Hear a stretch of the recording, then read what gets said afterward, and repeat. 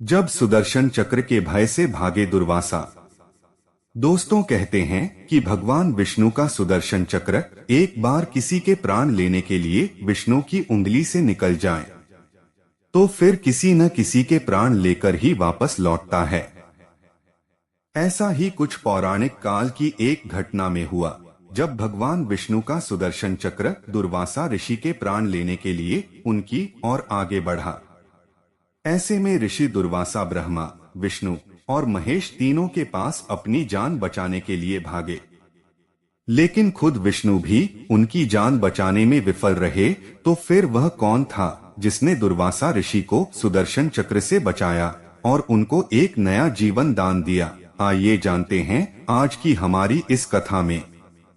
तो नमस्कार मित्रों, आप सभी का स्वागत है हमारे YouTube चैनल पर एक बार फिर। आप सभी से अनुरोध है कि चैनल को सब्सक्राइब करें और कमेंट में जय श्री हरि विष्णु लिखकर परमात्मा का अपना आभार व्यक्त करें। दोस्तों, एक बार अम्बरीश नामक एक राजा ने पूरे वर्ष तक द्वादशी के दिन व्रत करने का नियम बनाया। राजा प्रत्येक द्वादशी को नियम अनुसार व्रत रखते, ब्राह्मण को भोजन कराते तथा दान करने के बाद ही खुद अन्न जल ग्रहण करते। ऐसे ही समय बीतता गया और राजा नियम अनुसार अपना व्रत रखते चले गए। वर्ष की अंतिम द्वादशी आ गई। नियम अनुसार उन्होंने भगवान विष्णु की पूजा की, जिसके बाद विधिपूर्वक भगवान का अभिषेक किया तथा ब्राह्मणों को भोजन करवाया एवं खूब दान किया। ब्राह्मणों एवं पुरोहितों को भोजन कराने के बाद जब व्रत की समाप्ति करने के लिए राजा भोजन करने बैठे तो अचानक ही दुर्वासा ऋषि वहां पहुंच गए। राजा अम्बरीश खड़े हुए और उन्हें प्रणाम किया। अम्बरीश ने बड़े आदर के साथ उन्हें बिठाया और अपने व्रत के बारे में बताया। उसके बाद राजा ने दुर्वासा ऋषि से भी भोजन करने के लिए आग्रह किया। इस पर दुर्वासा ऋषि ने कहा, भूख तो बड़ी जोर की लगी है, किंतु मैं स्नान करने के बाद ही भोजन ग्रहण करूंगा। ऐसा कहकर दुर्वासा ऋषि स्नान करने नदी की ओर चल दिए।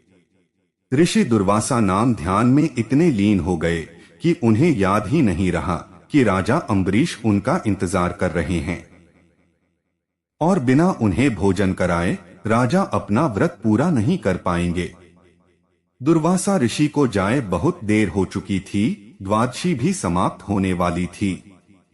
व्रत न खोलने से व्रत खंडित हो सकता था और राजा की पूरे साल की तपस्या व्यर्थ हो सकती थी। लेकिन ऋषि दुर्वासा को भोजन कराए बिना राजा भी भोजन या अन्न ग्रहण नहीं कर सकते थे। राजा परेशान होने लगे। राजा को परेशान होता देख वहां मौजूद बाकी ऋषि मुनियों ने राजा को परामर्श दिया कि द्वादशी समाप्त होने में थोड़ा ही समय शेष बचा है और आपका व्रत पूरा करना बहुत जरूरी है, इसलिए आप केवल जल ही ग्रहण कर लीजिए ताकि व्रत भी पूरा हो जाए और आपको एक ऋषि से पहले भोजन करने का दोष भी ना लगे। राजा ने ब्राह्मणों की आज्ञा मान ली और अपना व्रत खोलने के लिए जल से भरा एक पात्र अपने हाथ में लिया। राजा ने जल पीना शुरू ही किया था कि ऋषि दुर्वासा वहां आ गए। ऋषि दुर्वासा को लगा कि मुझ ब्राह्मण को भोजन कराए बिना ही राजा ने अपना व्रत खोल लिया है। ऋषि दुर्वासा ने क्रोध में आकर श्राप देने के लिए अपना हाथ उठाया ही था कि राजा ने हाथ जोड़कर विनम्रता पूर्वक उन्हें रुकने के लिए कहा और बोले, ऋषिवर, द्वादशी समाप्त होने जा रही थी, आप तब तक आए नहीं। वर्ष भर का व्रत खंडित ना हो जाए, इसीलिए ब्राह्मणों ने केवल जल ग्रहण करने की आज्ञा दी थी। जल के सिवा मैंने कुछ भी ग्रहण नहीं किया है। परंतु दुर्वासा ऋषि शांत नहीं हुए, जिसके बाद उन्होंने अपनी जटा से एक बाल खींचा और कहा, लो मुझे भोजन करा। बिना पारण कर लेने का फल भुगतो। इस बाल से पैदा होने वाली कृत्य यानी कि एक राक्षसी तुम्हें समाप्त कर देगी। बाल के जमीन पर गिरते ही कृत्या राक्षसी प्रकट हुई और राजा अम्बरीश को खाने के लिए दौड़ पड़ी। लेकिन राजा वही खड़े रहे और अपनी जगह से नहीं हिले। तभी भगवान विष्णु का सुदर्शन चक्र प्रकट हुआ और घूमते हुए कृत्या राक्षसी का सर धड़ से अलग कर दिया किंतु भगवान का यह सुदर्शन चक्र यही नहीं रुका और ऋषि दुर्वासा की ओर चल पड़ा। दुर्वासा ऋषि अपनी जान बचाने के लिए वहां से भागे और दौड़ते दौड़ते ब्रह्मा लोक में भगवान ब्रह्मा के चरणों में जाकर गिर गए और अपनी जान बचाने के लिए गुहार लगाई। किंतु ब्रह्मा जी ने दुर्वासा ऋषि को बचाने से इनकार कर दिया और कहा, मैं तो सृष्टि को बनाने वाला हूँ, मेरा मृत्यु से कोई लेना देना नहीं है, आप महादेव के पास जाइए, वहीं आपकी रक्षा कर सकते हैं। यह सुनते ही दुर्वासा ऋषि भागते भागते महादेव के पास पहुँचे और अपनी सारी विपदा सुनाई। ऋषि दुर्वासा की ये दशा सुन महादेव बोले, एक ऋषि होकर तुम क्रोध करते हो और बात बात पर श्राप देते हो।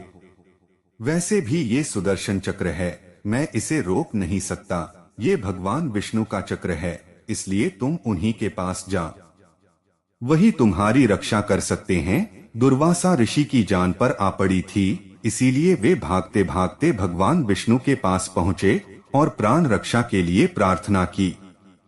दुर्वासा की विनती सुन नारायण बोले, हे ऋषिवर, तुमने अपनी कठोर तपस्या से जितनी भी शक्तियां प्राप्त की है, तुमने उनका केवल दुरुपयोग ही किया है। तुम छोटी छोटी बातों पर क्रोधित हो जाते हो और निर्दोष मनुष्य को श्राप दिए फिरते हो। तुम तपस्वी हो, तपस्वी को शांत रहना चाहिए। मैं इस चक्र से तुम्हारी रक्षा नहीं कर सकता, मैं तो अपने भक्तों को अपने दिल में रखता हूँ। राजा अम्बरीश के प्राण पर संकट आया तो मेरी आज्ञा लिए बिना ही मेरा चक्र मेरे हाथ से निकल गया। यह तो मेरे हाथ से निकल चुका है और जिसकी रक्षा के लिए यह चक्र तुम्हारे पीछे भागा है, अब बस वही तुम्हारी प्राणों की रक्षा कर सकता है। राजा अम्बरीश के पास जाओ, अगर उन्होंने आपको माफ किया तो यह अपने आप शांत हो जाएगा। यह सुनते ही दुर्वासा ऋषि राजा अम्बरीश के राज्य की ओर भागे और वहां जाकर अपनी जान बचाने की गुहार लगाई। ऋषि को देखते ही राजा ने तुरंत उन्हें फिर से प्रणाम किया और भगवान विष्णु के सुदर्शन चक्र को शांत रहने के लिए कहा, और ऐसा होते ही सुदर्शन चक्र अपने आप ही गायब हो गया, जिसके बाद ऋषि दुर्वासा की प्राण बच गए। मित्रों, आज की प्रस्तुति आपको कैसी लगी नीचे कमेंट करके अवश्य बताएं।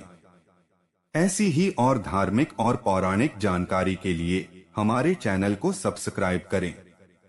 जय श्री हरि विष्णु।